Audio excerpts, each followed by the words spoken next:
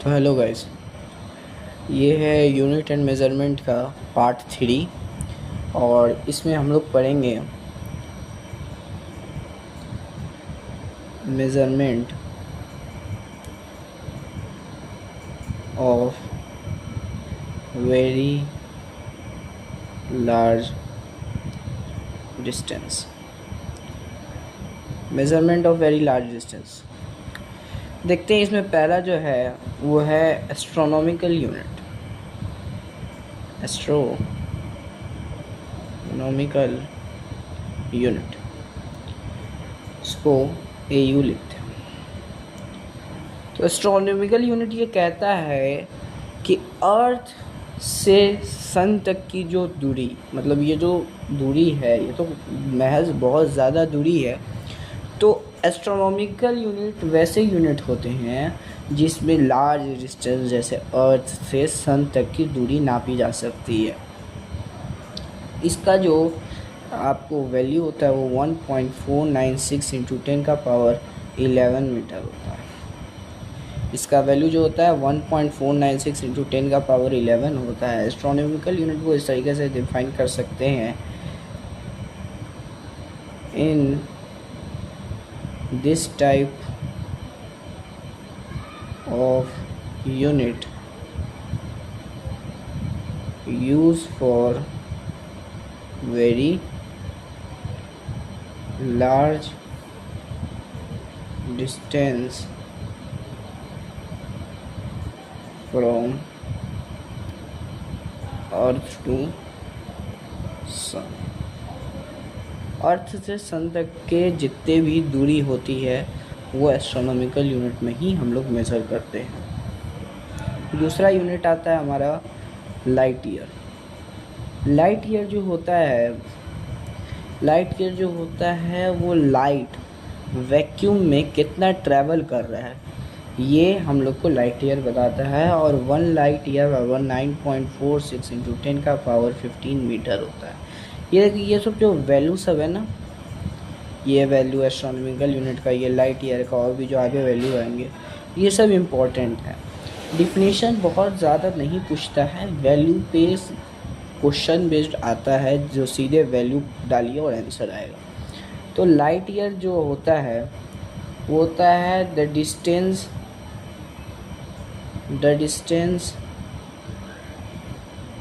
Travelled by light in vacuum।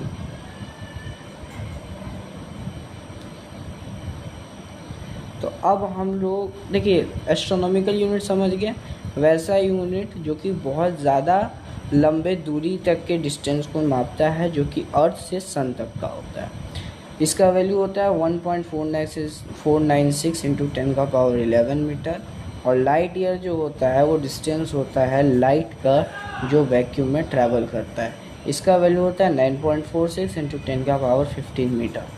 अब आते हैं हम लोग अगले पे, तो वो होता है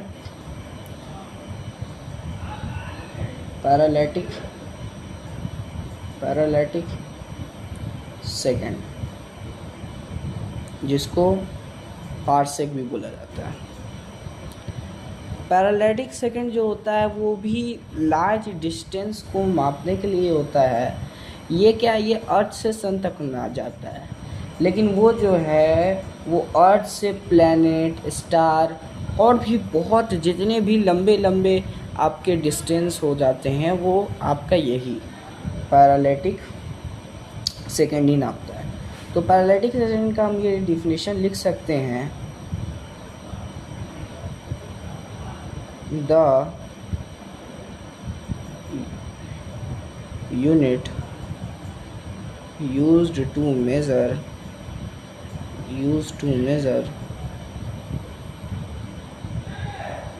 very long distance from earth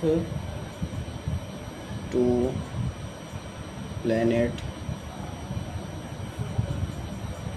star exception. तो अब बोलिएगा कि भाई अब बोलिएगा भाई सर तो इसका वैल्यू क्या होता है? इसका वैल्यू होता है 3.08 10⁻60 मीटर। देखिए ये तीन जो चीज़ है ये मेज़रमेंट होता है लार्ज डिस्टेंस के लिए, याद रखिएगा। ये जो टॉपिक हमने अभी पढ़ा ये measurement of very large distance है, और ऐसे ही बहुत सारे यूनिट अब हम लोग आगे पढ़ते हैं। तो एक क्वेश्चन इस पे कर लेते हैं क्या? तो एक क्वेश्चन करते हैं, NCERT का क्वेश्चन है, एग्जाम्पल नंबर 2.1 है, इसको देखते हैं हम लोग। एग्जाम्पल नंबर 2.1 NCERT, ठीक है।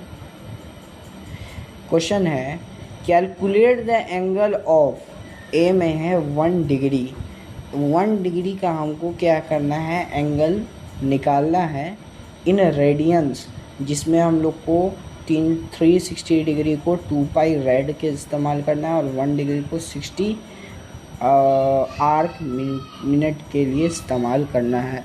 तो हम लोग को क्या है, calculate the angle of 1 degree, पहले 1 डिग्री दिया हुआ है तो 1 डिग्री बराबर लिख सकते हैं हम लोग π/180 लिख सकते हैं। अब कैसे लिखेंगे ये देखिए, दिया हुआ है कि हम लोग को 360 डिग्री को 2 पाई लेना है, 360 डिग्री को 2 पाई लेना है। तो अगर हम लोग 360 डिग्री को 2 पाई में डालते हैं तो ऊपर 2 पाई और नीचे 180, मतलब यहाँ 360 डिग्री बराबर 2 पाई होगा। तो अगर यहाँ पे 1 डिग्री लाना है तो 2 पाई बाई 360 आया, 2 से ये 1 टाइम कटा, ये 180 टाइम्स कटा, यहाँ पे वो इसी तरीके से आया, ठीक है। तो 1 डिग्री बराबर π/180 रेड हुआ। और जब इसको हम लोग पाई का वैल्यू जब हम लोग डालेंगे, पाई का वैल्यू अगर हम लोग 3.72 या पाई का वैल्यू अगर हम लोग डालते हैं तो ये आएगा 1.745 इंटू 10⁻⁻2 रेड, ठीक है। देखिए ये नंबर होगा। बी नंबर अगर हम देखते हैं, बी नंबर क्वेश्चन, तो ये है 1 मिनट ऑफ आर्क और आर्क मिनट। तो 1 डिग्री का वैल्यू हमको आया ये 1.745 इंटू 10⁻⁻2 रेडियन रेड। हमको 1 आर्क मिनट निकालना है, तो ये जो वैल्यू है ये हमारा, इसको क्या करेंगे हम लोग 2 लिख सकते हैं, 2.908 इंटू 10⁻⁻4 राइट, लिख सकते हैं। 1 डिग्री का वैल्यू ये आया। तो 1 डिग्री जो होता है ये 1 डिग्री में 60 आर्क मिनट होता है, तो 60 आर्क मिनट में से एक निकालेंगे हम लोग, ठीक है। अब हम लोग अपने अगले टॉपिक के तरफ जाते हैं जो कि है मेज़रमेंट ऑफ वेरी लार्ज या हेवी मासेस। इसको देखते हैं, मेजरमेंट ऑफ वेरी लार्ज या हेवी मासेस। देखिए इसमें हम लोग को ज़्यादा नहीं, बस दो ही पढ़ना है। एक क्वांटल जो होता है, देखिए आप लोग के पापा अगर बिजनेसमैन होंगे या अगर कुछ भी काम करते होंगे, शादी वगैरह होगी, तो बोलते होंगे कि 1 क्वांटल प्याज ले आओ, 1 क्वांटल आलू ले आओ, 1 क्वांटल चावल ले आओ। तो 1 क्वांटल का जो वैल्यू होता है वो 100 किलो होता है, ठीक है। और बहुत सबके पापा जो होते हैं ना, टन में बात करते कि इतना टन ले आओ, 2 टन ले आओ, 10 टन ले आओ। तो 1 टन का जो वैल्यू होता है ना वो 1000 किलो होता है। अब 1000 किलो या आप इसको बोल दो 10 क्विंटल, 10 क्विंटल, ठीक है। समझ में आ गया? तो 1 quintal 100 kilo, 1 ton 1000 kilo, 1000 kilo या 10 क्वांटल। ठीक है, क्लियर यहाँ तक? चलिए, तो देखिए अब जो अगला टॉपिक आता है हमारा आता है measurement of very large time.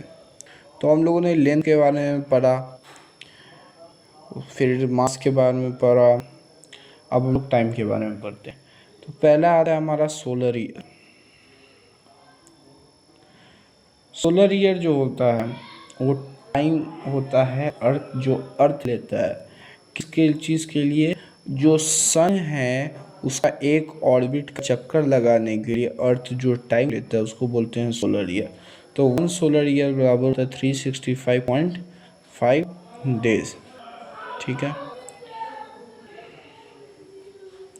लिख सकते हैं time taken by earth to complete 1 orbit, 1 revolution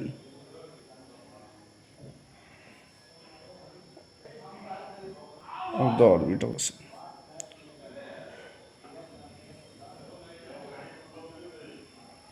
ठीक है, फिर आता है हमारा 1 सोलर डे। सोलर डे जो होता है गाइस, वो होता है अर्थ जो है वो अपने ऑर्बिट का कितना टाइम में रोटेशन कंप्लीट करता है, जो कि होता है 24 आवर्स। जो कि हम कहते हैं एक दिन हो गया, एक दिन हो गया, तो वो 1 सोलर डे होता है। 1 डे नहीं, 1 सोलर डे बोलना चाहिए। ठीक है गाइस, पहले 1 सोलर डे बोलना। तो the time taken by earth to complete 1 revolution around its orbit।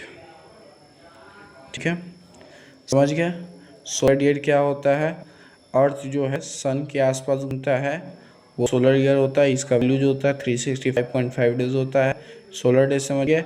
Time होता है अर्थ जो अपने ऑर्बिट को घूमता है, तो होता है 24 आवर्स। तीसरा हम देखेंगे लूनर डे। लूनर डे क्या होता है? तो लूनर डे होता है वो मून के द्वारा टाइम जो लिया जाता है, जो कि अर्थ का एक रिवॉल्यूशन कंप्लीट करता है। तो इसको लिख सकते हैं the time taken bye moon, the time taken bye moon to complete 1 revolution, to complete 1 revolution around the orbit of Earth। तो लूनर डे का जो वैल्यू होता है वो 27.3 डेज होता है। ठीक है, तो आज के लिए यही रहने देते हैं। मेज़रमेंट हम लोगों ने आज पूरा पढ़ लिया। Measurement of very high distance, very large distance, measurement of very heavy masses, measurement of very large time. तो कल हम लोग पढ़ेंगे सिग्निफिकेंट फिगर और डायमेंशनल इक्वेशन, कि इस चैप्टर का बेसिकली लास्ट क्लास होने वाला है, लास्ट पार्ट होने वाला है। तो अभी तक देखने के लिए थैंक यू सो मच। और ये सब को अभी तक रिवाइज कर लीजिए, ये सब बहुत ज़रूरी है। Thank you, bye.